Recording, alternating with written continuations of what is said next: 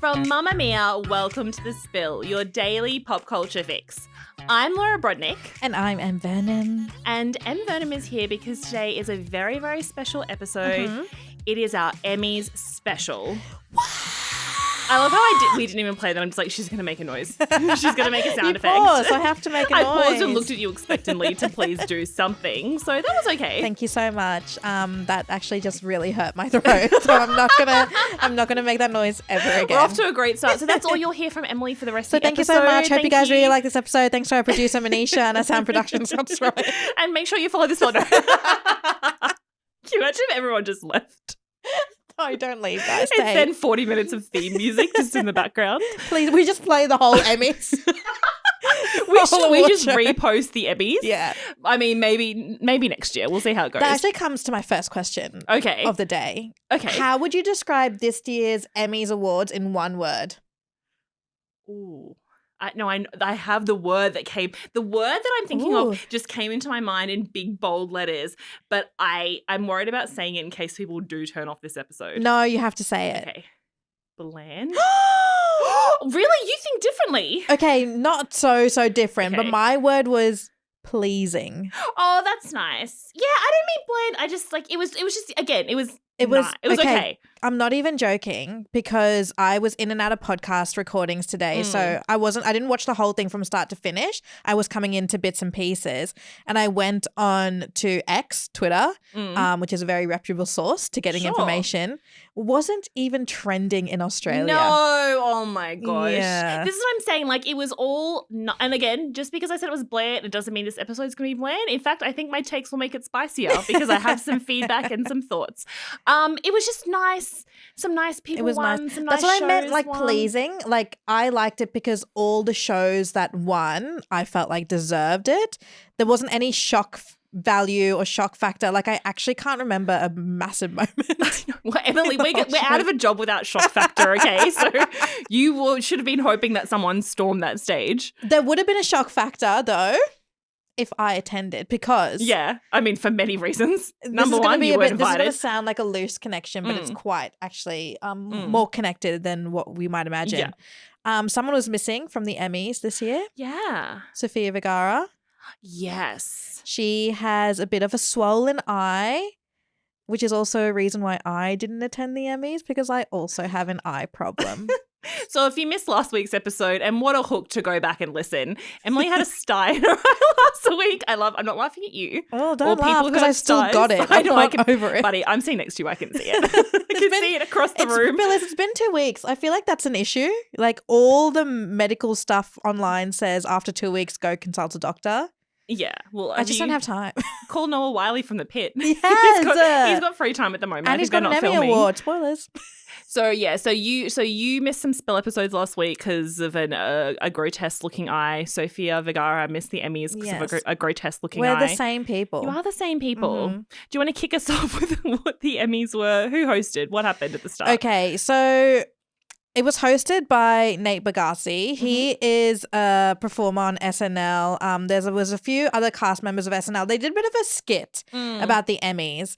And look, the reviews of him as a host are not great. They're not great, but not even not great, but quite savage. Yeah, no, they're pretty bad. But also, like, most hosts get savaged in a way for hosting these shows. But it's a difficult gig, I feel like. And we've talked about this in the past about a lot of hosts who, like, host the Oscars and host the Golden Globes. You're performing for people in your industry plus an audience. And when you're performers and you do this role, like, it's usually split. Like, for example, we do it, but usually we'll, like, do it for people in the industry or we'll do it for our audience. Yeah, and it's rarely both. Yeah. And when you're doing these shows, you're doing both. And what I think they did in the opening skit, and the whole skit was about them as doctors, like eventing quote unquote TV and talking about TV and making it really funny, similar to like SNL gags. Yeah. But so that's a skit that he's done on SNL that's really popular. Yes. But I don't think it translated because I think the jokes that they did, like the crowd were laughing really loudly. Yeah. I was not laughing. And I think that's because the jokes were for the crowd, not really for the audience watching it on TV. Yeah. It was very industry heavy jokes, like things about no one knows what a producer does, or like, and then it's making like short jokes about certain shows. Like a marketing company's awards night where they're just making jokes about like things that happen in their office that we don't know about. Yeah, or like real estate, and they're like, Potts Point, am I right? And I'm like, if you're a plus one, you're like, what? yeah, exactly. Potts Point, am I right? So, Potts Point, am I right? That actually kind of works if you're in Sydney. Those people are crazy. Write that down. That's a good gag. Did you like the Bowen Yang bits though? Because you love Bowen Yang. I love Bowen Yang. I like that he was there. I think he was kind of there to save face. Like it felt like that he was really trying to hold it up. And because also like recently he's become, I guess, a Hollywood actor. Yeah. Like he's been in massive acting roles as well. So having him as a name up on stage, I think really helped out the rest of the cast. But all in all, the opening scene, like, and it went on for so long. It was over 6 minutes long. Yeah, especially because the whole gag. Here's where I think what Nate did badly. I don't think he was overall a bad host. No. I think sometimes the best thing the host can do at these shows is fade into the woodwork a little bit and sometimes just let the show be the star. But it's like he hedged all his bets on this big running gag, like that big opening number, which was okay but didn't land for most people. And then he also hedged his bets on that big kind of thing about, I'm going to donate all this money to the boys and girls, the charity. Yeah. And every time someone goes long with their speech, I'm going to take money off. And that was the big running joke through the whole night, even though the money actually is being donated. But it just meant that it was constantly being brought up in every like gap between presenters where we could have had some new fun material. It meant that every time someone got up to receive an award, they referenced that. It made everything feel really rushed and like very one note. Yeah. It's like everyone was referencing it all the way through. And then at the end, they said like they'll still give the full amount of money. That's what to the charity, but it just felt like a one-note joke that died in the first few minutes. What he should have done was like, I thought it was such a good idea to say at the beginning, but then tell the attendees that they're still going to donate the money, so then everyone could just forget about it and not mention it. Because some of those people you want to see, that's a good thing about the Emmys. It's why like the Logies was so big in Australia for a while. Like these are the TV shows that people like have in their living rooms, you know, every night or now binge on the weekends. Like you want to see your favorite stars up on stage giving their speeches. Yeah, and some of them were really, really important speeches. But you're right, the whole thing felt so rushed. And then you know when like actors, when they accept their speeches and they're like super rushed, they just become like so over the top with things. And I'm like, your speech was just full of thank yous and like nothing else. Yeah. And I'm like, that felt like I'd rather you just not say anything. Yeah, exactly. We want a moment. So in saying all that, before we get too downer, is there one win that you really loved? Yes. Okay. This win, I don't know if I should talk about it now because it is the biggest win of the... Oh, well, let's just do it. Okay. We're not the Emmys. We're going to put the fun stuff at the top. Okay. Seth Rogan winning, like pretty much like taking out it was many Emmys. A good night to be the studio. So the studio won 13 Emmy Awards, which is the all-time record for the most wins of a comedy series. And it also means that he is like the most nominated individual alongside Amy Sherman-Palladino, who created Gilmore Girls, and Dan Levy, who fair. And he'd never won an Emmy before. Yeah. And he just won so many that he's tied with the other top two people who won the most Emmys. Yeah. And the studio is just such a brilliant show. If you haven't watched it, I highly recommend it to everyone. It's on Apple TV. I think there's 8 episodes. Obviously star Seth Rogan, and he created it and directed it. It's so bloody funny. It's about him. He plays this guy named Matt who's like a studio owner, and then they have real celebrities playing themselves. Yeah. And each episode is so different. You could literally click into episode 7 and like be across it and then go back to episode 2. Like they have standalone episodes, and very similar to Adolescence, which was also a massive win of the evening. It's one shot per episode, so you're just following this chaotic story that's so funny. It's just so brilliantly done, and I was so happy because I feel like we've talked about in the past how it's so rare to find these like individual IPs that just are so successful. Yeah. And this is so original and so unique that I was just so happy to see it just be like a massive winner in the category that it deserved to be in. Yeah, exactly. I know I feel like we championed that show really early, us and every other entertainment place. We're not special, but it was interesting to see Seth Rogan up there just going up again and again and again to get all these different awards because I feel like he's so happy. He's so happy. Well, he said when he was a kid, he went to like a yard sale and bought himself like an old soccer trophy and his parents were like, yeah, that's probably right. That's the only trophy you'll ever win. But this is the thing about him. There's actually a weird parallel between Taylor Swift and Seth Rogan. I've only just realized. Okay. Stay with me. Is that they both have been really successful at playing like the underdog, but they're both huge, huge power players in their industry. So Seth Rogan's whole thing is like, I'm the schlubby guy. I'm the comedian. I just shuffle in here, ha ha ha, kind of, He's like the guy who smokes weed and does pottery. Yeah, and he's all, exactly. And he's like, I'm just the weed smoker, rah, rah, rah. But he is a huge, huge power player in Hollywood. And I think that's very evident by the guest stars that he gets on the studio, but also just like the projects that his production company makes and the people that he's connected with and everything. Like he's actually this huge power player in Hollywood. He's so successful, but he's always like, I'm just the little underdog how did I get on this stage? And I just feel like Taylor Swift, and I love both of these people. I love Seth Rogan. I watch everything he makes and I love the studio. And I think it goes without saying I love Taylor Swift because I'm a human being, but it's just interesting that sometimes there are people and they're so successful but we still like root for them to win. We can't believe every time Taylor Swift wins something, everyone's like, she did it. How did she do it? That's so true. And I think with him, I think it's just also so admirable that he still genuinely is happy to be winning because as you said, he's massive in Hollywood. Like he's an A-list actor. Everyone knows him. You say his name, you picture his face, he's like in one of your favorite movies, guaranteed. And the fact that he's still so excited to like still do better and wanting to win Emmys. Like I feel like sometimes you see like these Hollywood actors and they go from winning Oscars and Golden Globes to winning an Emmy and they're like, yeah, of course I won. Yeah. And he could very much be like that. But the fact that he's like so like he got up when I got like his 31st Emmy today, he was like, I'm so embarrassed how happy I am. And I'm like, but also so the other thing on that, I know I was just saying like, oh, he's a winner anyway, but he also has not been someone who is like critically acclaimed by his industry. Like he's not getting nominated for awards all the time. He's more of like seen as like a he said I've never won anything before. Yeah, and I think that is true. No one's nominating like Bad Neighbors 2, Sausage Party, The Interview, Pineapple Express. Like no one's nominating those movies. My favorite movies. But they probably should have been. Yeah. And I saw an interview he did on the red carpet where he said he could play another rabbi on Nobody Wants This. And I'm like, I'm into that. Maybe season 3. They'll need some big plot twists for that one. Okay, getting into, I want to get your thoughts on some of these other categories because the thing is every category was pretty stacked this year, right? So it was hard to kind of pick who should win. So Best Drama Series went to The Pit over Andor, The Diplomat, The Last of Us, Paradise, Severance, Slow Horses, and The White Lotus. Do you think The Pit was deserving? I haven't watched The Pit, but everyone's talking about The Pit. I feel like The Pit should have won something, and I'm glad it won that. I really loved Paradise. Like I really loved Paradise on Disney Plus, and I love Sterling K. Brown so much. Did you see his leg? He broke his little ankle and he had to be rolled onto the stage with his scooter, his massive muscly ankle. I was going to say he's a pretty muscular guy. His huge muscly ankle was broken, and he rode a little scooter onto the stage to present an award. But that lineup felt so competitive to me.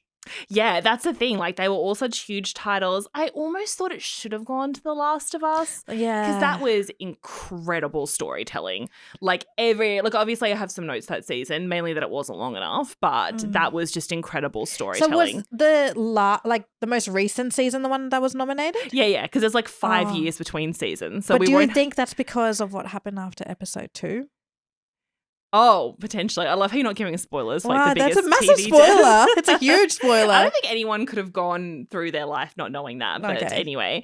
But I just think that maybe because The Pit's just been so buzzy. But also The White Lotus pretty much shut out of every category. It was nominated for so many. It was nominated for, I think, 8 awards and didn't win a single one. And I think this happens a lot when there's these big ensemble casts is that they cancel each other out because you have a whole bunch of people nominated in each category and then they split the votes between them for people who like the show. Yeah. So it's really hard for anyone from these big ensemble shows to win something like that. Especially with The White Lotus where the whole show is like, yes, they're all at like the same resort together, but each like family and each group have kind of their own show going on. So it's like their own scene. So that you'll get like actors who've like actually never acted in that whole series together, except for like maybe 1 or 2 lines. Yeah.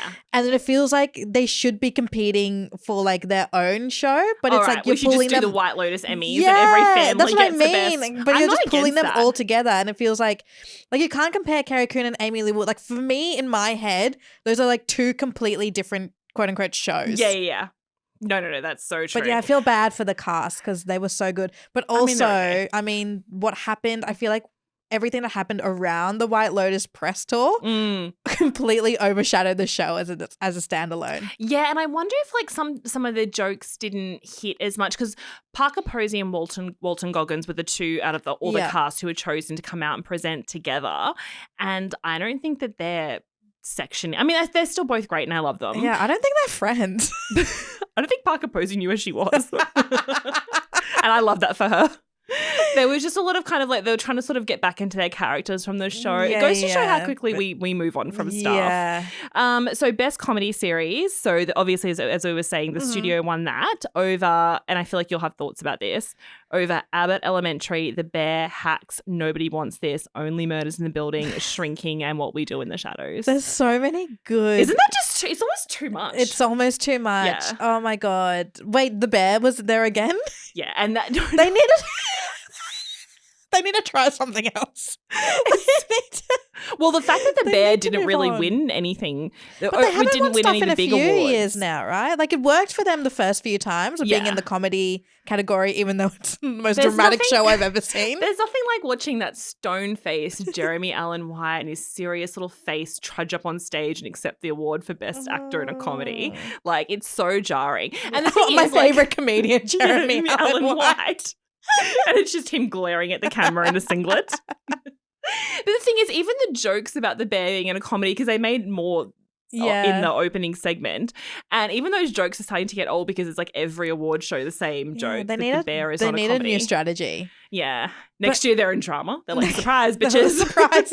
We heard we could probably win in this category now. I love Abbott Elementary. I know. That's what I thought you'd be upset about. More so, I'm scared it's going to get cancelled.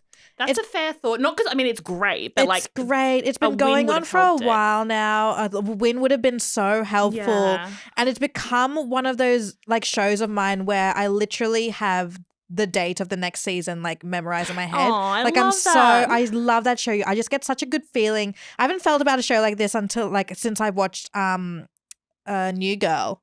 Where you just get so excited and happy to watch the next episode. Yeah. And in Australia, it kind of sucks because we get the season much, much later than the US. So I see all the memes and like all the press and stuff well before I actually see the show.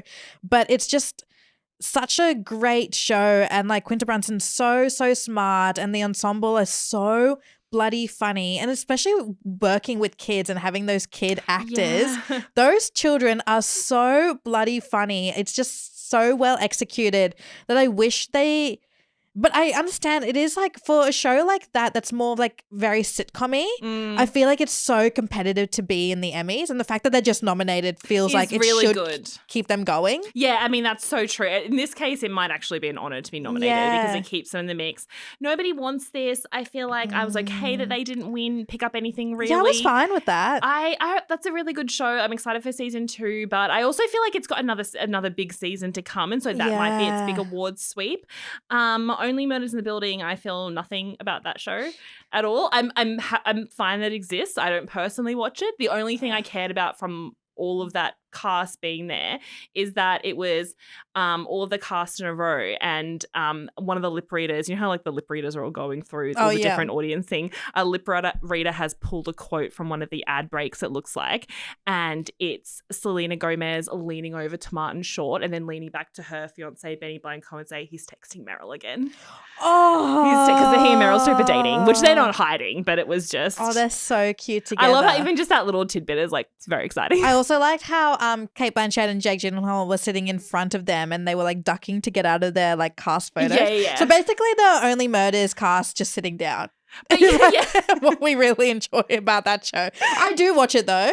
Yeah. And I Honestly, really I like don't have any it. bad thoughts about it. It's very like wholesome, funny comedy. Not like And you that's can't. I'm fine. sorry, you can't compete with the studio. Yeah, exactly. You can't. Like, And it was like, just in look, a realm of its own. I would have loved Hacks to win, but they won enough other stuff, They which win we'll a get into. lot. So that's okay. So the studio, we're okay with that. I also wanted to talk about some of like history making Yes. awards. So Tremel Tillman, who plays Mr. Milchek in Severance, won. He won for most outstanding supporting actor in a drama series, and he's the first Black actor to win in that category.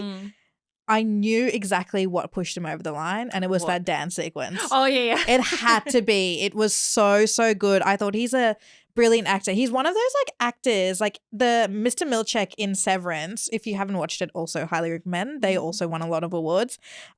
He's one of those characters that I actually can't get a read on. Okay. Can you? No, maybe. Yeah, actually, now that you say it. He's like I mean, Severance has like been going on for it feels like it's been going on for years because it was like 5 years in between or some crap like that.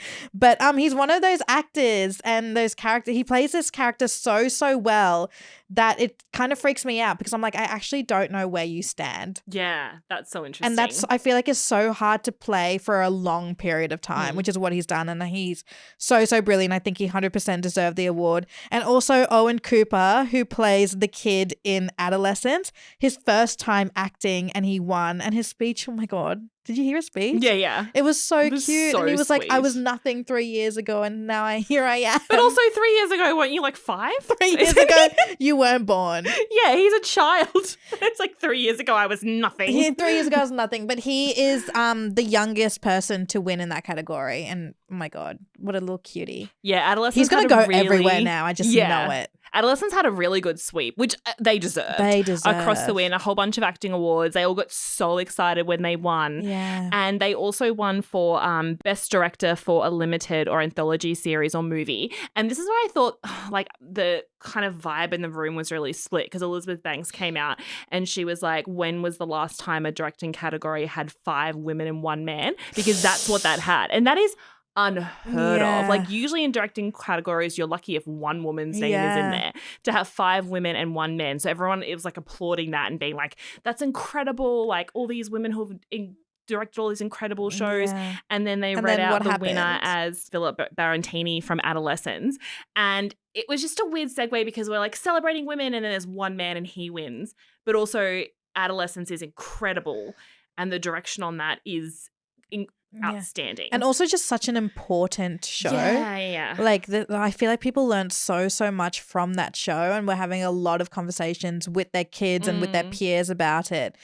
And I felt like he would have felt so weird about receiving it that way. Yeah, that was the thing. It was such a weird moment of like, it's kind of like as he went up, people were still excited in the audience, but as he went up, you could tell there was a bit of a weird vibe because it was like I felt bad. It was like a whiplash of like, yay, history making moment for women. Oh, a man won, but his show's great. It's just Well, I felt really bad. Like it didn't feel good. Whereas like at the Logies when like Hamish was the only man nominated for a gold Logie, that was just really funny. Yeah. Because also like the stakes aren't that high. Yeah. But like when it's here where the stakes are so high. But if he'd won the Logie, it wouldn't have been funny. No, if he won, it would have been funny. But I think he would have been like, I'm not going to accept that. Like there's no way he would have accepted it. But like it's so different when it's like an Emmys for a show that 100% deserved the Emmy and that it was just such important work.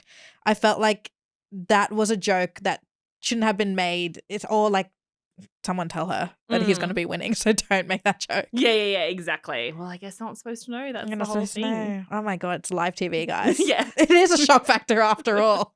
Okay, getting on to some other wins of the night that were hugely celebrated, no contest, is that Jean Smart won Best Actress in a Comedy for Hacks. Yeah. And then she was like the first win of the night. Yeah. And that one, the thing is, she looked so shocked and like just so excited, which I thought was really lovely because, she has won this award before. She's also won many kind of Emmys and awards during her career, but it's nice to know that you can be just like happy and, you know, winning at this stage of your career. And also Hannah Einbinder from the show, that's her first Emmy win. Is it? That's the first time she's won for that role in Best Supporting Actress. And so that was really exciting. And she gave a speech that has gone like just completely viral because she was getting the wrap up of like, oh, you're going to use up the money for the kids. And she's like, I will make up the difference. Let me just say what I want to say. And then she ended her speech by saying this. Finally, I'll pay the difference. Sorry. Finally, I just want to say, go Birds, fuck ICE, and free Palestine. Thank you. I also want to quickly, there were like a few reunions that made me very, very excited. We had a Gilmore Girls reunion. Oh, stop it. And how they apologized for being the only show that owned autumn. Yeah. And then they tried to veer into winter. They were so good. And their whole speech, their whole monologue was about scripting and script writers and stuff. And I forget that like they have probably the best dialogue I've ever heard from any show. Like, really? I never forget that. You definitely don't. But like the pace that they feed off each other and work with each other is just so good. Like I genuinely think their two-parter was like the best one in that whole show. And it wasn't because there's been a lot of talk over the years that like Lauren Graham and Alexis Bledel, especially Alexis, are not able to get back into that rhythm that they had in Gilmore Girls with that super fast speaking, hitting all these pretty much words, like talking really, on top of each other. Yeah, exactly. That rapid back and forth. I think they did it okay. They obviously weren't going to get out and do it the same pace at the Emmys. And also you're on a microphone and there's echoing and stuff and you're kind of hearing yourself again. And they're reading from a teleprompter like you and I have been doing recently at work stuff. So it's a whole different we know, vibe. guys. It's really hard. It's like we were up there. No, but I did get a little teary when the Gilmore Girls front porch, like the porch appeared, they were on it. Yeah. And they managed to give a little slam to ER because it's true what they were saying. They were talking about the fact that when Gilmore Girls started, it was essentially kind of a smaller budget show. They were talking about the fact they saved up all their money for one snow scene, and snow scenes in Gilmore Girls are really important. Yeah. Very pivotal moments happen in the snow, and then ER would come out and like wash it all away and just like and then and again Amy Sherman-Palladino is the creator of Gilmore Girls, is just known for her scripts and being really intense about it too. She's like, you know how like some actors get on sets and they can ad lib or they can say it in different, they can play around and make it their own, but not an Amy Sherman-Palladino show at all. Oh, it was just so well done. We also had a mini Everybody Loves Raymond. I loved that as well. It was really, really cute. It's a show that I watched with my parents. Yeah. And then it just kind of disappeared. And I was like, where do these two guys go? Well, they've been doing a lot of other stuff but since I then. literally haven't seen. I mean, I have seen Ray Romano. I've seen Ray Romano. You've watched Parenthood, right? I've watched Parenthood and I watched Fly Me to the Moon. I was about to say Fly Me to the Moon. No, sorry, he's great in Fly Me to the Moon. He's so good. Everyone's like, oh my God, did you love Channing Tatum and Scarlett Johansson that movie? I'm like, sorry, I didn't see them. I was looking at Ray Romano. And also, what a great segue, because Ray Romano's character and Lauren Graham's character from Gilmore Girls are both in Parenthood and they get married. That's so true. Spoilers. So important. I don't think I remembered that. Now I'm like, wait, that is a spoiler for me. Spoiling a show that you've seen a million times. So they were all about bringing cast back together, which I loved, especially because like with Brad and Ray, like apparently they spend time together. We don't see them together very often. Oh, I love that. Yeah. I love knowing that. Isn't that so cute? Well, Ray Romano gets asked all the time about bringing back Everyone Loves Raymond, and he's like, we're just never going to do it because a lot of the cast has passed away, including one of the children, which is really sad. And so he was just like, it's just not right to do, but it's also a different time and place. And I think he's right that you sometimes have to leave shows where they are and have the happy memory. But they were bringing out cast members to celebrate these iconic shows. But then Jesse Williams came out alone for Grey's Anatomy because Eric Dane was supposed to come, who played McSteamy on the show. He's recently been diagnosed with ALS. Yes. And is that why he didn't come? I don't think at the time of recording, I haven't seen a formal statement about it, but it's thought that's why. So they were meant to be the two hunky Grey's Anatomy doctors coming out, which great, would have loved to see them together. And also because they were like so close on the show because they were like both in plastics. Oh yeah. But that was a whole thing. Yeah. That's back before when I was able to watch Grey's Anatomy without getting too much health anxiety. Now it just freaks me out. Now it's gotten real scary. I was just there for the sexy men, and those two were the peak. So yeah, Eric Dane hasn't said anything, but he has talked recently about his ALS diagnosis and how difficult it's been. So it's really sad that he wasn't there, but nice to get a little shout out for Grey's. Out of all these shows, they're like, this show started 20 years ago and they've been off the air for so long. And it's like Grey's Anatomy is still here. Yeah, that's so true. I also want to talk about Stephen Colbert. Yes. Oh my God. I got quite emotional. You and Amy Lou Wood. Did you see that she was? I mean, heaps of people yeah. were crying in the audience, but Amy Lou Wood was like sobbing in I the was like, audience. do you know him? Yeah, I don't know. She's just an emotional girl. She does say that's She's like when just like us. And that exactly. I'm a crier. She's a crier. Remember how she was pap crying in the street and everyone's like, she's fighting with Walter Goggins. And she's like, I literally look like this all the time. I just walk through the street openly sobbing. Oh my God, I could never be famous. I'd just be crying all the time. Crying all the time. God. And I'm not a pretty crier. Me neither. It's not good. But Stephen Colbert, when he came on to present, which I think he was the first presenter after the monologue in the beginning, he got a standing ovation. I think that was really clever of the network and the planning to have him at the top, because it was this thing of like the show opened, it was still trying to find its feet, and then he came out and everyone was like, yes, like we are rallying. It doesn't matter if this man wins or what he says, we're rallying behind him. Yeah, because like in case he didn't win the award, which he did win, he would have still had screen time on stage.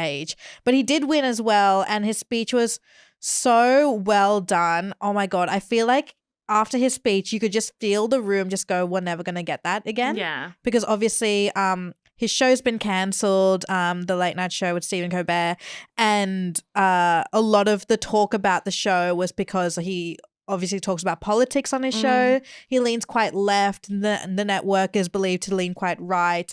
And it's been rumored that the reason the show's been cancelled was because of the political differences. Yeah. Well, he criticized the network very openly on their dealings with Trump and a lawsuit that was going on. He said that quite publicly. And then the cancellation news came. And so many people were in uproar about it. Like Sandra Oh was getting mad about it, Olivia Wilde, pretty much all these celebs. That's just two I can think of. But there were so many who were saying like, this is despicable and disgusting. All the other late night shows rally behind him. Like in particular, Jimmy Fallon. I think it was even Jimmy Fallon who had like vote for Stephen. He's like, don't vote for me, vote for Stephen billboards around town, like pushing to vote for him. And even though Donald Trump is like, I didn't have anything to do with it, but I'm really glad he's been cancelled. He posted on Truth Social. Oh, do you hang out there? I don't Things we learned about I'm each not other. a member on Truth Social. You quietly on Truth Social in the background? Wow. Is anyone on there or is it just him? Well, I don't know. You have to ask your friends. That's where you're getting your intel from. You're going back and forth between Twitter and Truth Social. Oh, God. That's my worst nightmare. Way to get a well-rounded scope of that's what's going on in the That's why I world. got all my Emmys notes, guys. Truth Social and Twitter.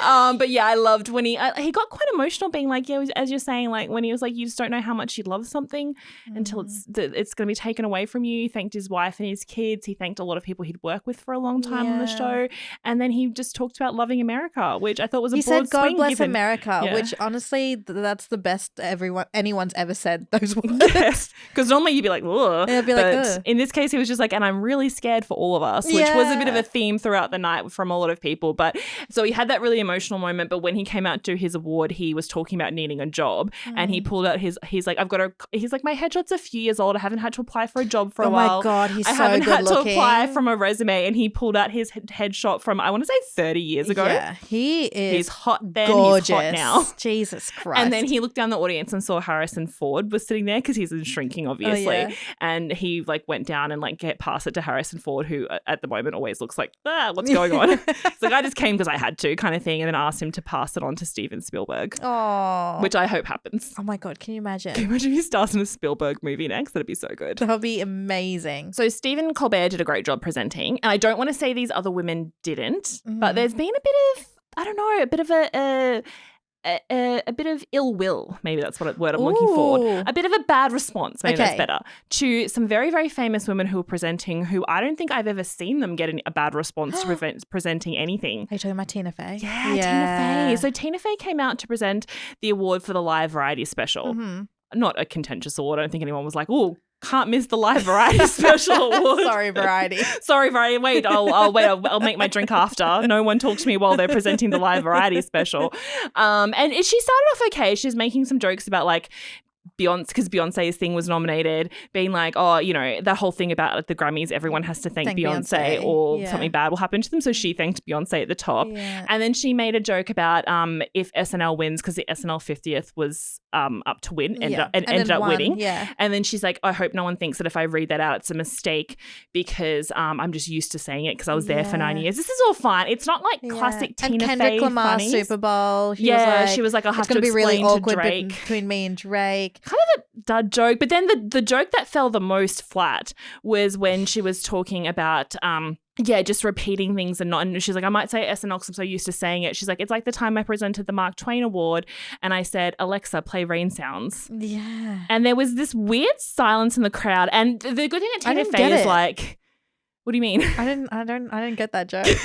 Because she says, maybe it's because you and I don't have Alexas in our home. Oh. It's people like, because she's so used to saying, Alexa, play rain sounds. Oh, okay. Yeah, Sorry. Yeah. Oh and the thing about Tina Fey is she's such a consummate professional and she's just so funny and so good at being on stage that she immediately acknowledged that the joke had bombed. But she didn't do like a thing where she started being like, oh, that was shit or whatever. She just kind of, then said that she would donate the money to the charity for making the time it took to make that joke. That was the funniest part, I think. Actually, that's the thing. That's why she's so great at comedy. Is Do you that think she could someone else ad-lib. wrote her jokes? Yeah, I think so. They didn't sound like her at all. They really didn't hit. And also, I think because like she and Amy Poehler are just known as like the award show duo, goddesses who can do no wrong. But Tina Fey can also get up by herself and present at an award show. And she's just usually like when I saw her come out on stage, I like sat up and I was like, yes, this will be great. Yeah. Like it's been a bit not great up until now. We've had a lot of people like the reunions are sweet, but we hadn't had any kind of like moments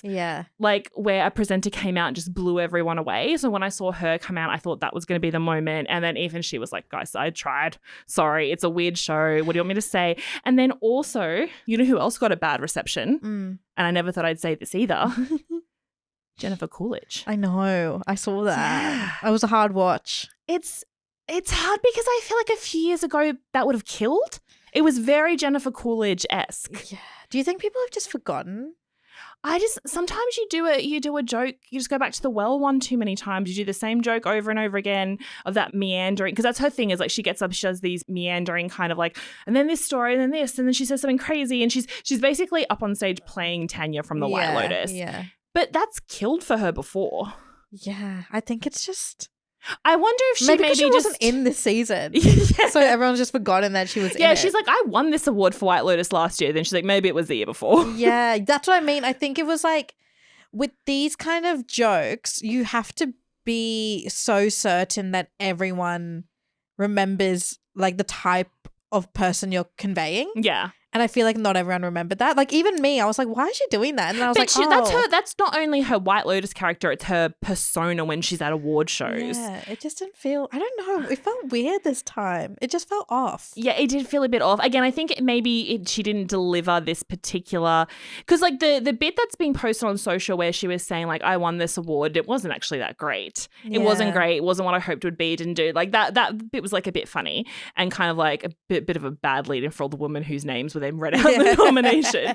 But up until then, I think she's just making some jokes that were falling flat. And I don't know if they've been written for her or if she was like, I'll go out and riff, even though I'm pretty sure they're not allowed to do that, but she does it. I'll go out and riff and it usually kills. And every so often it doesn't. I also think there's like this added pressure now with presenters where they feel like they also have to be a show in themselves. Yeah, yes. I'm like, no, I just want to go back to the old school where you just come up there, you see a little reunion happening between two cast members who you haven't seen in a long time. They just smile at each other and then they just read out the nominees and then they go away. Oh, no, see, I really disagree. A bit. I like a bit with the presenters. Sometimes that is the best bit. Sometimes. Of the whole show. I felt like this show just wasted This a lot show of time. didn't land. I don't want to blame the writers, but I don't know what those writers are doing because there wasn't a... It was disappointing because there was such good categories and such like amazing competition that I feel like it could have been built up into something really, really big. Yeah. And I felt bad for the shows that won and the shows that were nominated and the actors and actresses because I feel like it did them a disservice. Like no one's going to remember this Emmys. No one will. No, I literally was, as we were walking here, I was saying to people, hey, Mum, that person won. People were like, oh, did they? I'm like, it just happened. We're watching it right now. It's on the screen still. I know. And look, again, a lot of good winners, but I did have a few just to kind of finish off. Not to finish on a bad note. Maybe we'll find something funny to finish on. I'll try my best. We'll just pull Bo and Yang I'll out start again. writing my script. Yeah, can you just start writing something funny to end us on? But I was really, really upset for Michelle Williams that she didn't win for Dying for Sex. Yeah. No shade to Kristen Milotti from The Penguin. She's great in The Penguin. Oh She's great in general. She got up there and said that she wrote her acceptance speech on the back of her therapist's notes. Yeah. And I was like zooming in on those therapist notes. It's like, what do they say? So no shade to her, but I also, I felt okay that Megan Fahey didn't win from Sirens or even Cate Blanchett. I was like, Cate Blanchett, you don't need it. No, she doesn't need it. And not that Michelle Williams needs it because she's got like 5 Oscar nominations, but I just thought that Dying for Sex was the role of her career. Really? So absolutely. I haven't watched it. She was, oh my God, Amber, you need to watch it. Just watch it when you're like in a good headspace because it's beautiful and I'm funny. never in a good headspace. Okay, so just watch it maybe when your sty goes away so you can see out of it. Deserves both eyes. Okay, that's good to know. Watch. And also Jenny Slate from Dying for Sex didn't win either, which was my other. I mean, Erin Doherty from Adolescence won. She was great, but I was like, justice for those two women because they Jenny were both. Slate's my fave. And she also gave the performance of her career in that show. Aww. It's about their relationship, not just like death and sex and all this other stuff we're talking about. So that was my only thought. I was a bit disappointed in that, but overall, it was pleasing. It was very pleasing. What a nice pleasing We Emmys. said so many weird descriptive words. Ill-willed was in there. I was just trying to think of lots of ways not to say like that was boring, that was shit and stuff, because no one wants to hear a recap like that. But there's plenty of reviews online. Yeah. They went a lot like that. I know. I'm sure some people are being like, oh, those girls are being negative. Listen to this, but also, guys, we were so much nicer than everyone else out there. We are the nicest reviewers. We of are, the Emmys. and no one has ever said that about us before. Okay, have you figured out something funny to finish us off? I do have a recommendation. Okay. For what? For the studio, the episode that I will need everyone. Okay. I was like, you can't just go rogue with a recommendation. No. Okay, so now that you guys all know you have to watch the studio, the one episode you need to watch, if you watch the studio and you just want to watch one episode, it's called The Oneer. Oh, yeah. I think it's like episode 3 or 4. It stars Greta Lee, and it's basically Matt coming in to watch a scene take place, and the whole scene is like a one-shot scene that they have to get right the whole way through. And the show is like a one-shot scene, so you're literally watching a one-shot scene through a one-shot scene. Yeah. It is so bloody funny. Oh my God, everything about that show. I've showed it to so many people, and I've also watched it 5 times because I like watching it with people and seeing them react to it for the first time. I'm on the floor, laughing every single time I rewatch that episode. It's so good. You know what could have fixed this whole Emmys is that, you know how Martin Scorsese played himself in the studio? Yeah. Which in the pilot episode. Is the wildest thing about that show because that man, not an actor. No. Even playing himself, he looked very nervous. He was like, how do I get into character? His daughter's like TikTok famous because she just keeps posting about him. I know. She should have, Francesca, she should have got something up. Anyway, the Emmys are over for another year and they were so pleasing. They were so pleasing and ill-willed.